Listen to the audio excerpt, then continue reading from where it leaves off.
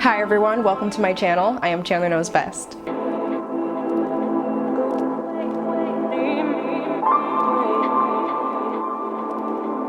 Alright, this isn't a video where I just sit here and say a bunch of cliche shit. I'm not gonna sit here and tell you to drink water and exercise because I'm sure you heard it a million times and I'm sure you're not gonna do it. I know that's not a great way to start a mental health video, but let's be real. Today, I'm gonna walk you guys through 4 easy steps on how to improve your mental health, how to start your day and keep shit moving without letting anxiety and stress take over your life. I thought I might make this video because, for one, mental health is a very huge issue, and I'm someone who has a lot of experience with anxiety, and believe me, the pandemic does not help. And I'm just here to let you guys know that you are not alone. I'm gonna talk about the ways that I cope with it and how I kind of maintain it and not let it take over my life. In the past, I got so anxious sometimes to the point where I literally couldn't eat, and I would literally feel drained. I felt a lot of that during the quarantine. I mean, let's be honest, it's natural for people to have feelings of self-doubt or anxiousness, but it never should be something that's consistent for anybody. So enough talking shit. I'm gonna talk about the ways that I coped with having a lot of anxiety and the things that I did during the quarantine that has really helped me keep a positive mindset and just keep things moving. First things first is to make sure you are taking your vitamins. Very weird tip, I know. You may have heard me mention vitamins in an older video that I made about COVID. Well,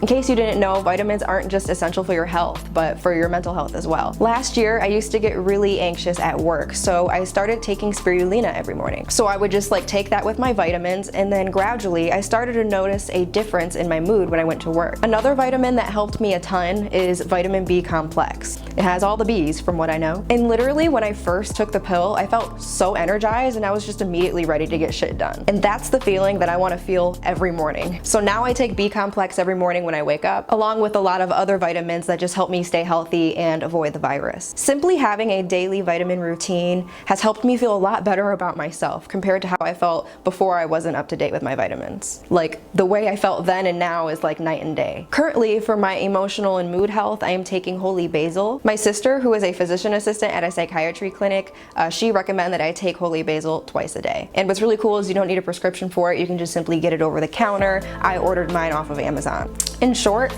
I highly recommend that you do research on vitamins and herbs that can help with emotional health, along with taking regular vitamins like vitamin C, B, or D. CBD. Believe me when I say you'll notice a difference, because your actual health can impact your mental health too. I'm no doctor, but that's just how it works, I think. This next tip I have for you guys is a bit different, and it's that I recommend that you start doing breathing exercises. Breathe in, out.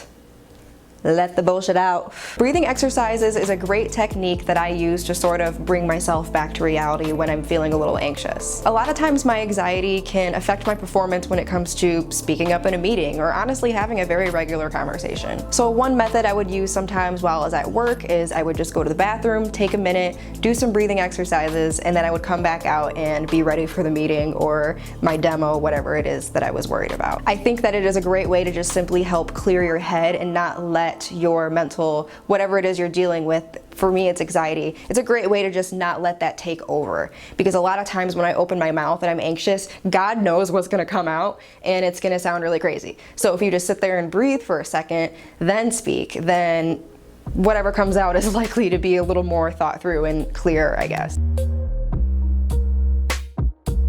All right, this is gonna be really weird, don't laugh. You're gonna use your thumb and your pinky. I learned this off of some YouTuber, I can't remember. I'll have to link it in the description if I can find it. But basically what you're gonna do is block one nostril, breathe in. Then you're gonna hold your breath in. Then you're gonna take your pinky, block the other nostril, then blow out of the other nostril. Breathe in, block, release, breathe out. And I just kind of sit there and do that for a minute. I know it's weird, but it helps me so much. I think getting in the habit of something like that is a great coping mechanism versus just letting yourself overthink. And these aren't things that you just do for when you're freaking out or when you're aggravated. You can simply add this to your regular routine too. Meditation, for example, involves a lot of deep breathing. So in a sense, you're already doing breathing exercises if meditation is something that you already do. And this will help lead me to my next point. yoga. I would be missing a very huge point if yoga isn't something I brought up in this video. Yoga has helped me a ton. Yoga is also super relaxing and it involves a lot of deep breathing. Have you noticed when you're doing a yoga move, the yoga instructor is usually telling you to exhale or inhale? And what's really awesome is that you don't really need to do a full out crazy yoga video to notice results. Honestly, just doing a few small yoga moves in the morning when you wake up can make the biggest difference. I highly recommend Yoga with Adriene and Boho Beautiful. Those are my top 2 yoga YouTubers and I've been following them for like the past 3 years now. And I know Yoga with Adriene has like this 5-minute morning yoga video. Boho Beautiful is more workout based, so that's something that you can look into if you're interested in, but I'll link them in the description as well. But just know that you don't need to do hardcore yoga videos or even hardcore meditation or breathing exercises to see results. You just kind of need to do it, and you can work your way up if you want to, or just do little pieces in the morning. No big deal, but it is better than just waking up and feeling the way you do and just going about your day, because that's kind of what a lot of people do instead of taking action. After doing yoga, I always feel more confident in myself, and once you start to feel that sense of self-accomplishment, like, hey, I did this for myself, your mental health will improve too, naturally. The next tip I have for you guys is to somehow figure out what makes you happy and incorporate that into your daily routine somehow. Doesn't even have to be daily, but at least make sure that you are doing things for yourself as well. A lot of my stress can simply derive from the fact that I am not putting enough focus on myself. For example, I was super stressed a couple weeks back because I have a lot going on with all my jobs at once. And because of that, I have to wear many hats, and that can become very draining. I've been wanting to get back into singing and playing the piano, but because of work, I have little time to do those things. So I almost started to feel like I was losing myself in a sense. So I decided to take a day and learn some things that I have been itching to learn for a while. I ended up learning Everything I Wanted by Billie Eilish on the piano. I'll post a video on Instagram sometime, so follow me if that's something that you want to see. Anyways, focusing on the things that you're passionate about will only make your life much more enjoyable. It's always healthy to do the things that you want to do, and you shouldn't really worry about getting selfish. There's nothing wrong with being a little selfish. Believe me, the world has no problem with being that way, so it's okay for you to do it too. Like, after learning a new song on the piano, I just started to get that passionate feeling that I get that makes me really happy, to the point where I just want to switch careers and become a pianist. And while that's not gonna happen, it just feels great knowing that I have other things that I can do. Because work-life balance is super important, and I don't strive to be a worker bee. That is mentally exhausting. So just incorporate some personal time to yourself. It could be video games, movies, face masks, dancing, boxing, whatever it is that you like to do, find some time to do it. All right, this is the last tip I have for you guys, and it's probably one of the most important. Get your feelings out there.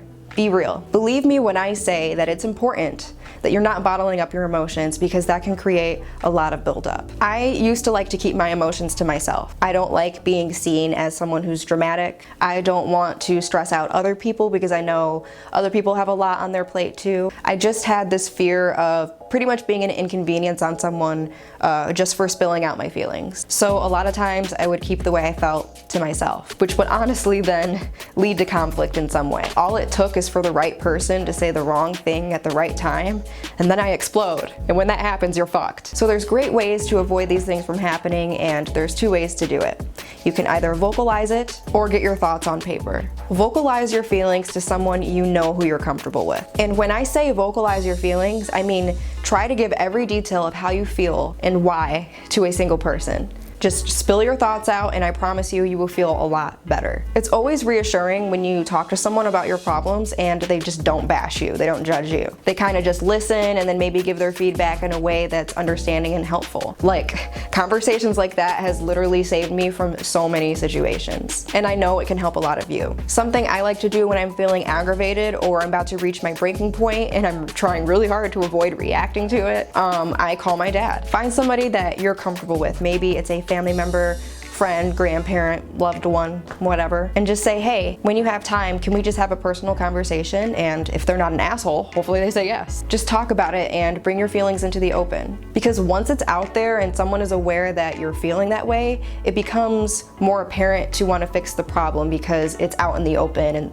someone's aware. But for those of you who truly aren't comfortable talking about your issues, or maybe there isn't somebody that you're fully comfortable with yet, you can always get your thoughts out on a journal, and it can be just as effective. Again, getting your thoughts out there in the open is pretty much the goal of this tip. Whether you talk to someone, maybe you're talking on an anonymous group online, or writing about it in a journal. As long as your thoughts are somewhere else other than your brain, you'll notice how you're more aware of the problem and how to solve it. So that pretty much just sums up the ways that I have been kind of keeping up with my mental health. I always talk to somebody. I'm always vocalizing my thoughts to somebody, whether it's to my dad, my sister. I'm with her a lot. I've been doing a lot of working out. I told you guys I'm not going to tell you to do that, but it is something I recommend because it makes me feel good and it brings out that confidence. But I would say when it comes to that, yoga is probably one of your best bets because it involves those breathing exercises. And then another important thing, of course, is making sure that you're taking your vitamins and keeping up with your health.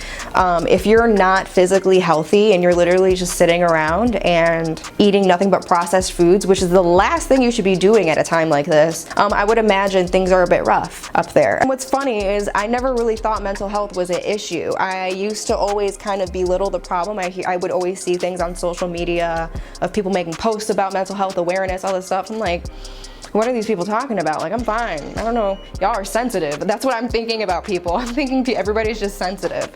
And then I go through it. I'm like, oh, this shit sucks. It's a real problem, and it's definitely not something I would wish on my biggest enemy because, like, that shit can inflict your whole life.